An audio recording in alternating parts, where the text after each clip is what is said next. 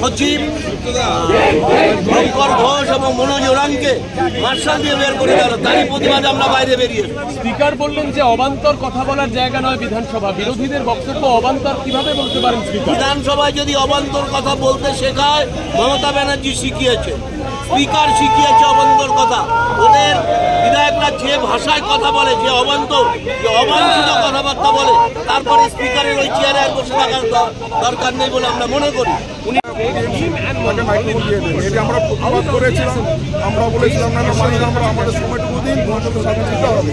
তো তিনি তারপরে দেখলাম আমাদের চলা হন এবং বলে দেন যে মাসের দেওয়া ওটা তাকে বের করে দিতে।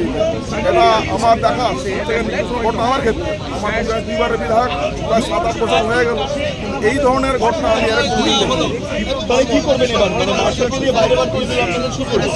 আমরা অন্যায় প্রতিবাদ করেছি। এরপর আমাদের এলপি আসবেন, আছে, তার সাথে কথা বলবো, উনি যে